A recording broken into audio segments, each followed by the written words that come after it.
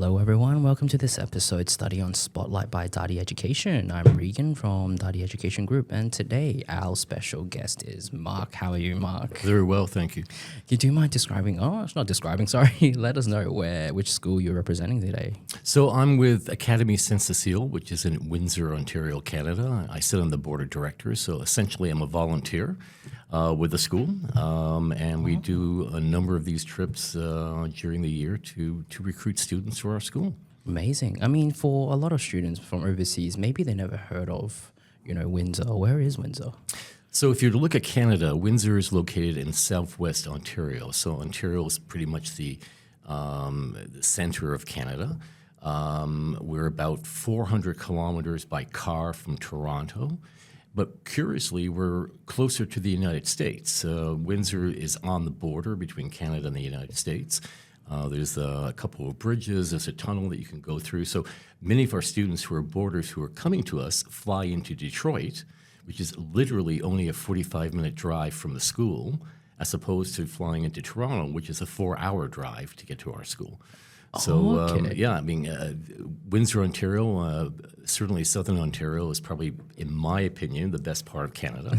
It's arguable. It's got a good temperate climate, although we do get snow.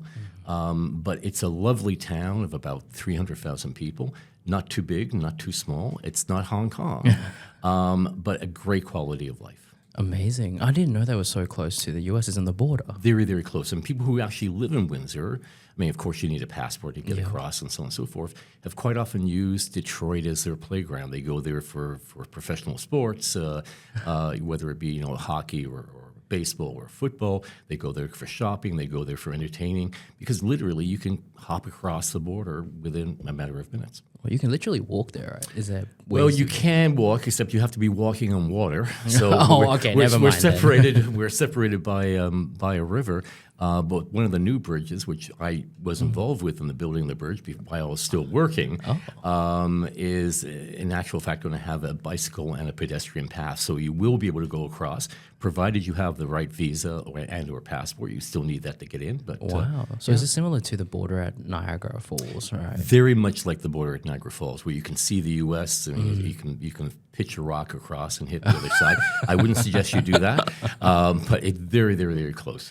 Wow, amazing. So does this school, I'm not sure how it goes then, because for high school students, they might find wow, I'm the border of the next country. Is it possible for them to just head over there? Absolutely, and a lot of our students do that. I mean, obviously with permission from the school to go across and from their parents. Depending on where you're coming from, you may need a visa to enter the United States. Right. A lot of our students who come through Detroit just have a transit visa to transit through the United States to come into Canada. But those who have the proper visas and they have a valid passport can go to the United States, for a couple of hours or a couple of days. Wow. Then does the school actually arrange activities just so they could head over to Detroit? We do, and it's not on a weekly basis. I mean, there's a fair amount of things to do in the Windsor area, but we'll have field trips. We'll go to some of the museums in Detroit, some of the athletic events that are going on in Detroit, and so on and so forth. In the wintertime, you might go across and go skiing on the U.S. side. So yes, I mean, our hockey team, and we've just introduced a hockey team last year, because we have a skills school now for hockey. We are part of a league that plays against schools in the United States. So they quite often go over, they're over there maybe once every 2 weeks playing a U.S. school. Oh, okay. Amazing. Then, talking about the city again of Windsor, because I think if you mentioned Ontario, Toronto is probably something that a lot of people overseas will be familiar with, but not other cities. If you compare between Toronto and Windsor, is it very similar, or what are the main differences? I think the similarity is the fact that it's Canadian. And I'm unapologetically very much a proud Canadian. I think Canada is probably one of the best countries in the world. Yeah. It's a very secure country. It's a very prosperous country. It's a very safe country. So having said that, Windsor and Toronto are completely different. Toronto's the largest city in Canada. It's several million people. There's a lot to do. There's a lot of hustle and bustle. there's not the same thing in Windsor. But by the same token, you have all the amenities of Detroit if you wanted a bigger city. Yeah. That's across the border. But Windsor office has its own cachet. It's a nice cost of living. It's a more quiet city. It still has a lot to do. There's a major university in Windsor, the University of Windsor, a major college in Windsor as well, St. Clair College. So there's good educational opportunities should people decide to stay on in the Windsor area. And many of our students, coincidentally, when they've graduated from Académie Ste-Cécile, have actually decided to stay on and do their post-secondary education in Windsor itself because they like Windsor. Oh, I was going to ask about these post-secondaries. Will they head over to Detroit because it's so close anyways? You know, Detroit has 3 universities which are very well known, depending on the faculty you want to go into, and of course there's other universities further in Michigan. Windsor has the University of Windsor, which is very, it's well known for some of their faculties. We have a very, very good community college, and what we call community college are more for trades, I suppose, as opposed to academic learning. It's called St. Clair College. Has a very, very, very good reputation. They have a number of international students that go there. A little bit further down the road, about 200 kilometers from Windsor, which is where I live in London, Ontario, is Western University, which is renowned for its medical faculty and for other faculties. Certainly their education faculties there. And then, of course, you go another 200 kilometers down the road and you're in Toronto, and you've got the University of Toronto, and you've got Ryerson University, and you've got York University. So a lot of educational opportunities within the sort of a 400-kilometer sphere. Yeah. Okay. I mean, if that's the case, would you say that a lot of students, international students especially, I don't know if it's a statistics backed up, but it doesn't have to be, but do you tend to see that they will stay in Canada, or do they go into a particular area once they graduate? It's interesting because we just had our graduating class courses recently. And a shameless plug right here. I mean, well over $1 million in scholarships that our students had won. I mean, Canadian dollars. Canadian dollars, okay, there you go, guys. but still, they're still significant from different universities.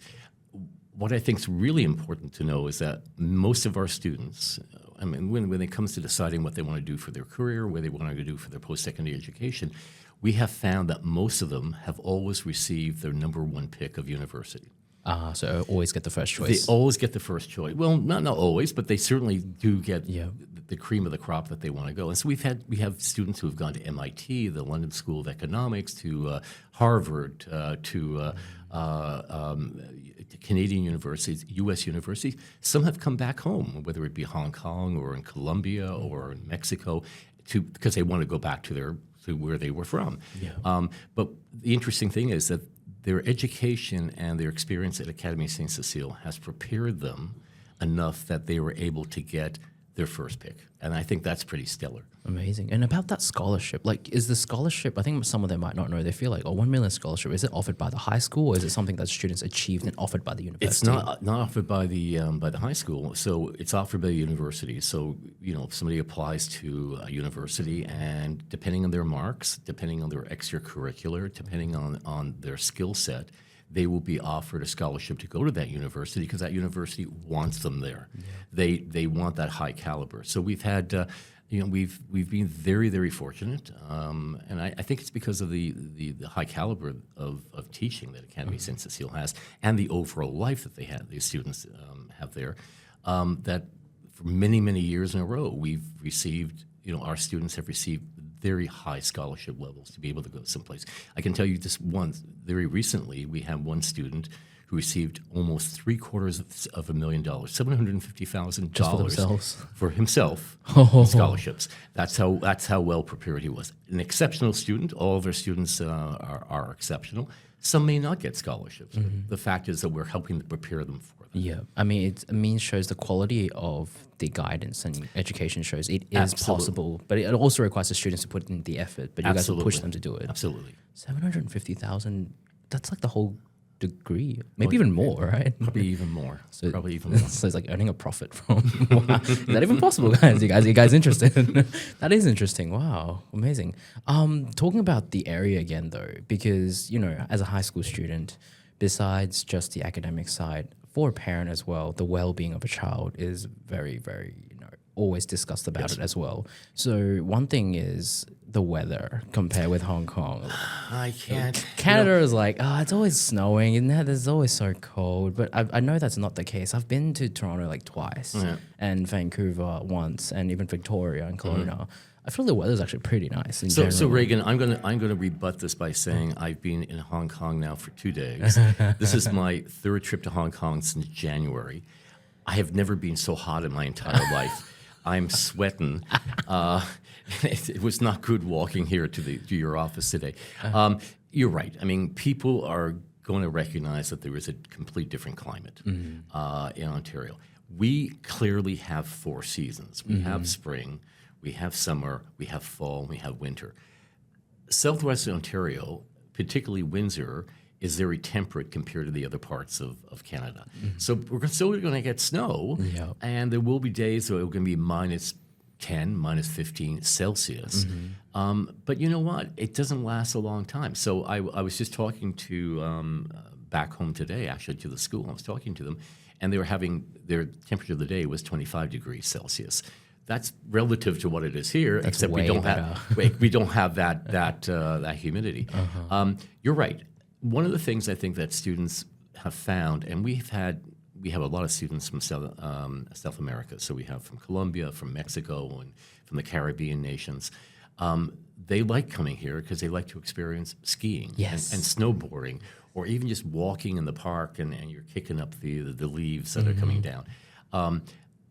Snow is a thing. It's a Canadian thing, and I think it's not bad. And again, you know what? It's not going to last a long time. Definitely. But I mean, honestly, those who've never seen snow do appreciate it. Like, they say it's very cold weather. It's not saying it as a negative thing. It's rather finding, is it cold enough that it will snow? It's more like they want to see whether it'll snow and they'll be able to do anything as well. That's right. I mean, I think everybody sort of acclimatizes themselves. I'm from a part of Canada called Newfoundland, which is on the far east coast of Canada. And if you want to know what cold weather is, let me tell you, that's where we get a lot of snow. It's not the same thing. But what we also do during the winter time, I mean, we have weekend trips for our students, and we actually try to embrace the winter. Oh, that's amazing. So we'll take them on ski trips to one of the ski hills where you can snowboard as well, or we'll go to other places where you're actually experiencing the winter weather, and it's a real Canadiana. Amazing. I mean, you did mention as well in terms of the international students you get from South America as well. What about Asians? Do you have a lot of Asian students there as well? Because it's easier to tell parents that, of course you have international students, but at least you're not the first one, right? There are some. So we have a great number of Asian students. We have from mainland China. We have from Taiwan, from Korea.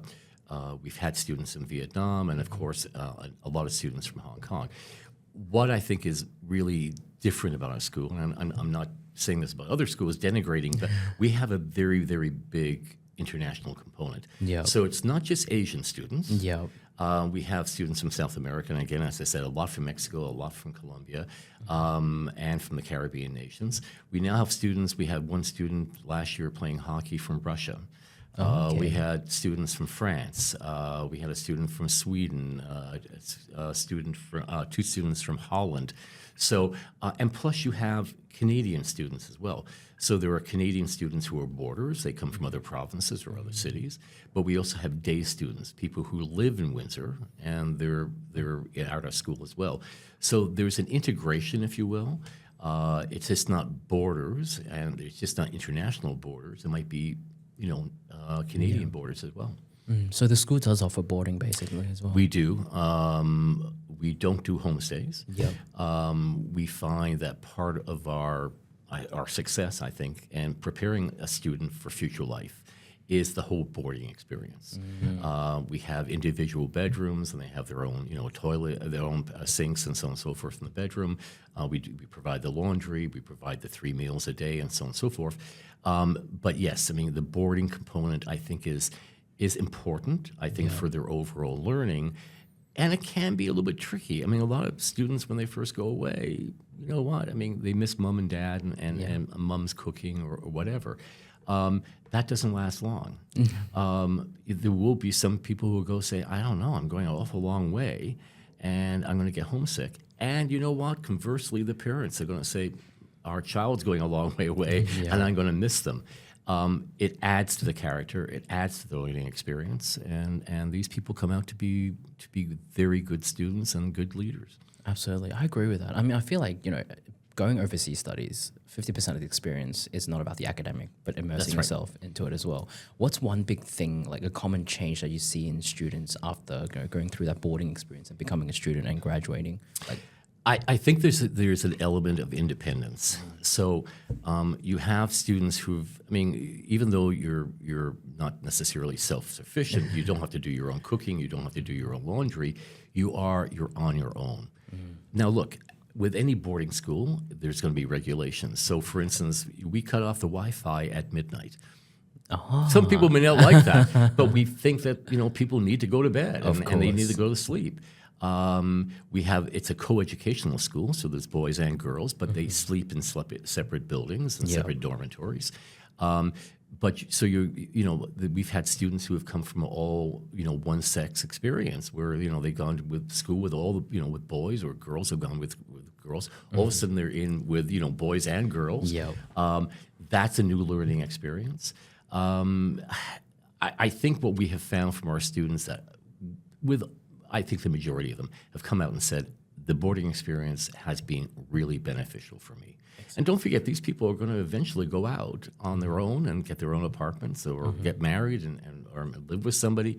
It's good to have that experience now. Exactly. I mean, the importance of education is not just the academics, soft skills. Absolutely. Independence as well. Yep.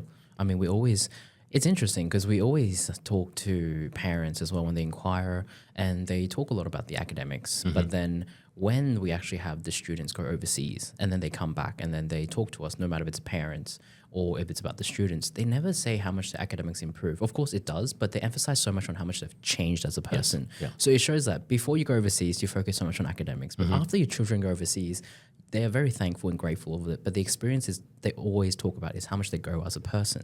So I feel like it's not talked enough before during the consultation, that I feel like parents should realize that. Because sometimes they say, what's the value of going overseas? It's just academics, right? I can study in Hong Kong. I can study in overseas. Why do I have to go overseas and invest so much more money? It's the experience, right? And also the soft skills that you're exposed to and the opportunities there.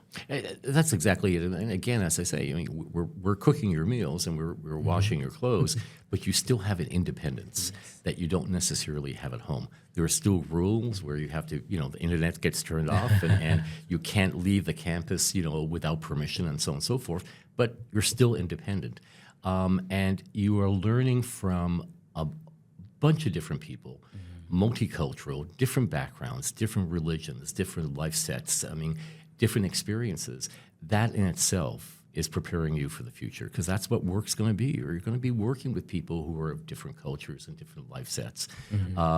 So experiencing it now during your formative years of education, I think it's invaluable. Definitely. I mean, another thing is, besides just really integrating into it, I think the teaching style as well is worth mentioning, because some, especially Hong Kong or maybe other Asian countries, they're very intense on the education, but it's a lot about like sitting in a classroom and they're just giving you a lot of information, then you taking notes and then go straight into an exam. I feel like the Canadian system is very different in the way it's teaching its students, right?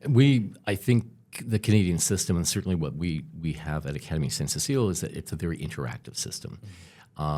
It's not just, here's the studies, here's what you have to do, and okay, see you later.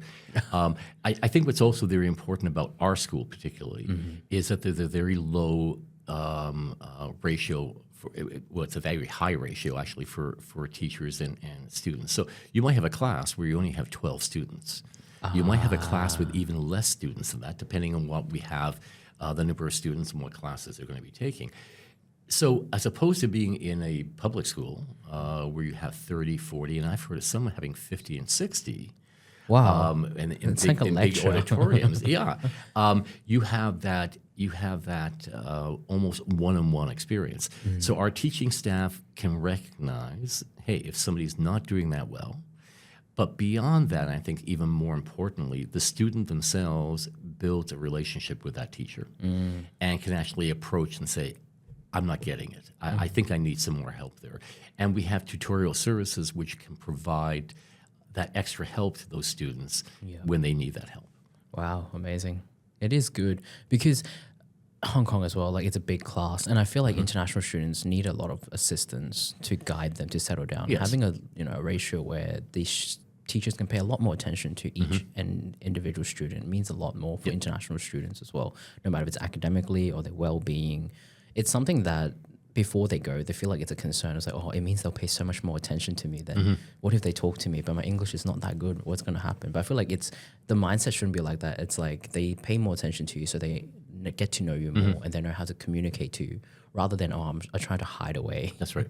And the other thing, I think the other component of that is that we have a very strong counseling staff. So our counselors are not just there to say, this is what I don't know what I want to do for my career. This is where do I apply for university. They're there every day. So when you're having a problem, if you're feeling a little bit homesick, or you're saying, you know what, I'm having a problem communicating because of my language. It's not my English is not my first language. Whatever the case it is, I just don't like the food because it's not the same thing that my mom and dad make. We have counselors who are there to help you. Yeah. For our boarders, I mean, we just don't lock the door and say good night. we have people there on staff during the evening. So if anybody, is not feeling well, or there's some issue that has to be resolved, there is somebody there. And I think it's very important that, and I found this certainly, and I've talked to students who have found this, and their parents have talked to us about it, that the students have appreciated the counseling services that we were able to give them. Yeah. Because there are going to be problems sometimes. I mean, something's going to happen, and we're there on site for them. I mean, besides those, international students are always concerned about how do I make friends? My English is not that good. And if people with so many, different backgrounds going into that school, I think the advantage is everyone's new, but at the same time, how can they make friends? So we have, obviously, the school is, we're academics first. Yeah. And after school, there's work that you have to do, and there's study periods and so on and so forth. Once you're done that, you're going to be sitting in the dinner rooms, sitting next to somebody who might be from Mexico, or you might be sitting with people who are also from Hong Kong or whatever, so that there's that social interaction. There are pool tables. We have 2 gyms. Two gyms. We have 2 gyms at the school. We have a FIFA-rated soccer field outside. Oh. We have tennis courts. So, and no, we do not have a swimming pool, but we have access to a swimming pool because we have a cooperation agreement with St. Clair College. So in the evening, there's going to be recreational time as well. So they're going to get a chance. Now, I'll guarantee you that you might have a student, for instance, from Mexico, who's going to feel a little bit more at comfort hanging out with the other Mexican students. Of course. You'll see eventually that on the yearbooks that the next thing that person from Mexico, their best friend is somebody who is from Vietnam. Oh, okay. It's really interesting. And, there are times in your year you will find that people will band together. I was asked when I was still volunteering more actively at the school, and I was teaching business communications courses there. And it just happened to be during the FIFA, and I had a class of Mexicans, and I had people, and there was also some from Colombia, I believe, in a different class, and they were playing each other. And all of a sudden, the Mexicans they were hanging out with the Mexicans, and the Colombians were with Colombians. Afterwards, they were hanging out together. Oh, that's interesting. But yeah, you get to learn and you get to appreciate the differences of people, and I think these would be lifelong friends. 100%. Oh, 100% agree. I mean, like most friends that even myself that I hang out with now and stay along contact are from high schools, not universities, not at work. A little bit from both, but I mean, majority of them definitely high schools. Absolutely. Especially if you study overseas and you live in boarding, because you're technically a little family there. And if you're so young, everyone's just the same age. You see each other 24 hours pretty much, except when you close your eyes and sleep. You're bound to have a very strong friendship. And there's no other like work culture or anything that kind of affects that kind of relationship. So it's amazing. Yep. So I do appreciate like how people who go overseas, you make lifelong friends. It's more than just the academic side. And you know what? And hey, it can be an absolute asset to your future. Oh yeah. Absolutely. Exactly. I mean, making connection is also very, very important. Networking. They don't see it when they're high school, but networks are very, very important as well. Yeah. We don't know what many students that come in, they have no idea what they want to do, really. They have a concept of what they would like to do for a career later on. That might change during the time they're with us at Académie Ste-Cécile. But one thing that won't change is that they're going to meet somebody at Académie Ste-Cécile that they're going to connect with. It could be a networking thing.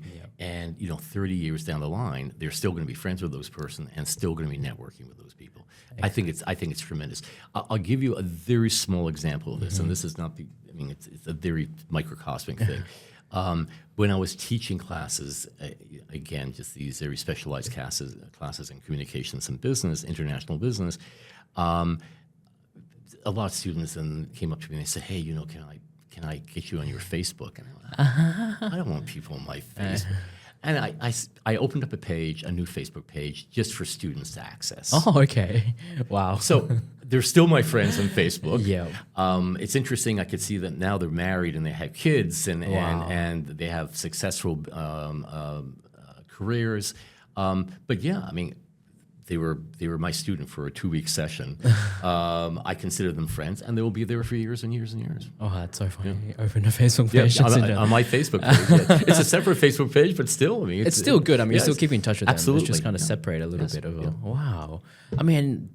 There's one thing I was thinking. It's sports. That's right. Because I was thinking about talking about the teaching style and everything. I feel like sports is so big in the education system in Canada. I think in Western culture in general, but people feel like in Hong Kong, maybe they feel like it's just a hobby. It doesn't bring any educational value. It's just something that you want to do just because you're very active. But I feel like there is a lot more value to it beyond that. Well, there is. And we recognize that not everybody can be an incredible athlete. It's just not possible. We ask all our students to take some sport. It doesn't have to be hockey. But there are some students that want to have more of an athletic orientation to their education as well. So as a consequence, we've introduced now sports skills schools, which are the same thing as we have. It's a boarding school or a day school with the same academic requirements, but they also have hockey skills, basketball skills, and soccer skills. And we've hired coaching staff who are incredible, next to anything, to actually facilitate that. So with our hockey school, for instance, they get so many hours every day on the ice. And we've accommodated their schedule, so they go on the ice for practice early. So they accommodate their schedule. They can they can change and shower and come back to class, and then they have their regular classes. Same thing with the basketball and the other sports. Very, very important. It's brought a complete different dimension to our school, if you will. We're still priority number one is academics. There's no doubt about it. And if you're a student athlete and you're on a hockey team, for instance, and you're not doing well academically, you're not going to be playing hockey. Okay, so there's a condition to it. There's condition to that. You still have to do it. You still have to wear your uniform and so on and so forth. But it's a very strong component. So if we have students who are interested in some of those sports, we will also be able to accommodate them for that as well. Okay, so it's not like it has to be like the elite players to get into it. It doesn't. The elite players are going to be in our skills schools. But so for instance, we have a hockey skills, and they play for our team, and they play against other schools, both in Canada and the United States. But we also have a hockey team who are not on that level. And they're not students who want to have it as a skill. They just want it as a recreation. Okay, but those who take up the skills school, they will still be getting that full education schedule, but Absolutely. also just busier, basically. It's going to be busy. It's a longer day for them. They're going to be getting up a little bit earlier so they can hit the ice. We see a real need for this now within boarding schools and post-secondary education in Canada. That there's a great demand for these sports skills. And to the degree, and I guess I can announce it now, we haven't made it official, but I'll tell you, we're actually building an ice rink now. So, it's an incredible amount of money. We would not be investing that if we didn't believe that the program is beneficial. But again, academics is job one. And if you're not doing well academically, you're not going to be able to play those sports. And we find that with the student elite athletes, they want that sport so much they're going to do well academically. 100%. Hockey is quite popular in Canada. Hockey is, curiously, you can look it up, you can Google it. Hockey's not Canada's national sport. It's lacrosse. So lacrosse? Yeah, there you go. So you would not win Trivial Pursuit. But anyway, but hockey is arguably Canada's sport. And I think anybody, boy and girl, grew up at least some weekends of their life, they were with a hockey stick on the ice. I cannot skate worth a darn. Oh, I can't. I would love to learn. It's not good, but it's a great game to play, but it's also a great spectator game. I mean, oh really? You dress up warm and you go into an ice rink and you're watching that. Yes. So yeah, hockey is a Canadian favorite. Wow, because you were mentioning how you guys had the resource to build that ice rink, and then because I think not from Canada, they'll be like, oh, I figured most schools, if they would develop it, they'll build a swimming pool first, and then they're like, why? It's curious. We don't get a lot of demand for swimming. Oh, I mean, people I think like it recreationally, and again, we have an arrangement with with another school, St. Clair College, a community college, where we can use their pool. It's not that demand there. Hockey, there is a demand, and again, it's a Canadian thing. Amazing. That's one thing I think of. Food. That's one thing I think students always figure out. Canadian food compared. What do you think about that?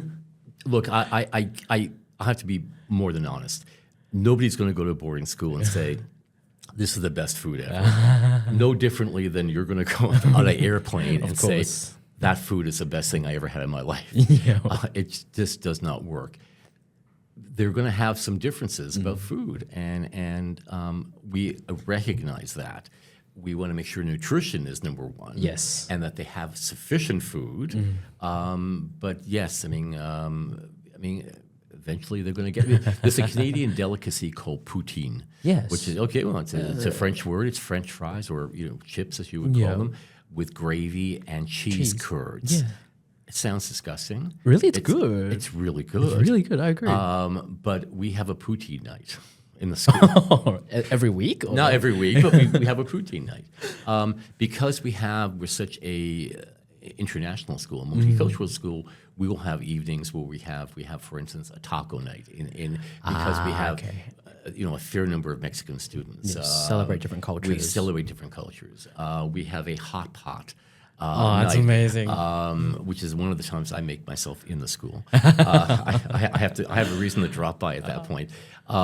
So we recognize that, but it's a Canadian school. We also want people who experience Canadian fare. Of course. But besides those culture nights, like different types of foods, in generally, like the meals that they offer to students, it's not just like Western food. It's like it changes all the time. It changes all the time. I mean, breakfast, what some people say it's the most important meal of the day. I mean, we usually have your bacon and your eggs and that sort of thing and fruit. Lunches are not as substantial as the evening meal because, quite frankly, you just don't have a lot of time for lunches. The evening, there are different selections. We also recognize that there are different cultural requirements for some of our students. We have some students who are Muslim, and they can only eat halal meat. Yeah. So we've introduced halal meat. And some things that they would not be able to eat. Some of our students who are kosher cannot eat shellfish, cannot eat pork, and so we've introduced that. We will accommodate those requirements as well. I mean, it might take a little bit of finessing, but yes. So there is different options. So don't have to worry about like, it's only going to be going to Canada. It's going to be just Canadian food. Well, there will be, but it will be. But we recognize that there's some nights you're just going to have to break that Canadian food diet and do something else. Makes sense. I mean, they need to be exposed to different cultures. That's the whole point. It's like overseas education. You need to embrace what Canada's offering you, and also other cultures because you have different people from different backgrounds. I had a parent take me out for supper last evening in Hong Kong. I happen to love Asian food. Love it. Amazing. But he ordered stuff I have never heard of. Some of it I would never have again. Chicken feet? No, it was a jellyfish, and it just didn't look good. It's so good. And it was like the crab soup in a melon. I've never seen that actually. Crab soup in a melon. Yeah, it's a big melon hollowed out and some crab stuff in it. Not a fan. But the Peking duck. Let me tell you, I'm going back for more, and a few other things. So yeah, I mean, we all have to get out of our comfort zone. Of course. It would be a shame if I came to Hong Kong and I was eating a hamburger. Unless they make it like more Asian style. Oh, But well, I mean, but you probably wouldn't try it though. It'll look very, very interesting. Yes. I mean, one fine thing finally, like what is some suggestion you would give to students? Like how do they make the most out of their overseas education experience? Like what's the academic side, but overall, what kind of mindset or things they should do? I think you want to embrace the experience. So one, it's a huge commitment on behalf of the parents. Let's not forget the parents. Financial commitment, emotional commitment, but on behalf of the student as well. They're traveling a long way away, and they're not only leaving their parents, they're leaving their friends and maybe their girlfriend or their boyfriend, and there's a whole bunch of things. Things have changed. I mean, now we have social media where you can keep in touch with each other, and you can do FaceTime and WhatsApp. But when you come to the school, and I'll talk specifically about Académie Ste-Cécile, be prepared. I mean, you're coming into a school which is bit of a boutique school. We have 300 students. We're not talking a huge population. And of that, you're going to have 80 to 100 who are going to be, boarders. Expect that it's going to be a little bit different in the beginning. It's not going to be the comfort of home. Don't be afraid of that. Embrace that, because that's what life is all going to be about anyway. In the future, there's going to be changes to your life and things that you should embrace. Read up about Canada first. Read up about Académie Ste-Cécile. Read up about Windsor, Ontario. Make an educated decision. And then go with an open mind. Said, you know what? I know there's going to be some disappointment, but I can guarantee you this. There's going to be more happiness than disappointment. And so be prepared for that. Also, bring warm clothes for the winter. That's very important, guys. There you go. And I think the last thing, and somebody told me this, I was doing a tour of the school one day, and we were talking about doing some renovations, and I was looking in some of the students' rooms. Some of them have it done up. I mean, it's like home. Bring some stuff from home. You're allowed to decorate your room. You can decorate your own room if you want to. Wow. If you want to have your favorite bedspread come in, bring your favorite bedspread. You want a stuffed animal that for some reason has a great personal attachment to you, bring it. Bring pictures of your friends and your family. I mean, put something on the wall. You know what? Make it your own experience as well. Definitely. I mean, for students, to be very honest, like they only feel anxious and scared before they travel. Once they get there, it's only like a month or maybe even less than that, and they'll enjoy it a lot. But absolutely. For us, I feel like, besides getting an expectation and recommendation to students, I think it's worth telling the parents as well who are just staying in Hong Kong or staying in their home country, thinking about their child all the time. Do you have any words you want to talk to them? Like, because they're the ones that feel so anxious and scared and not sure how their child is doing because they're not there, but they sent their students overseas already. What I would say to them is what I've heard back from other parents. And we have a great relationship with our parents. Today was at your fair. We have a previous parent who comes and volunteers at the fairs with me. Okay. Last night was with a parent whose child has come to school. You're going to experience a little bit of separation anxiety, but you have to recognize that these people, your children, are going to be growing up and moving out of the home eventually one day. Yeah, we have a very strong, there's a legal obligation that we have, that we act as a parent while we're away. So if your child gets sick, if there's an accident, anything of that sort, they're going to get the care they need. Yeah. If there's any concern that we have, we talk to the students, but we also talk with the parents. We want to have that dialogue with them. We want the parents to consider that we're just a home away from home. It's just a temporary thing. Yeah. We recognize that both sides are going to be a little bit nervous at one point in time. Hey, it's a learning experience and one I think that they'll all embrace and they'll be successful with.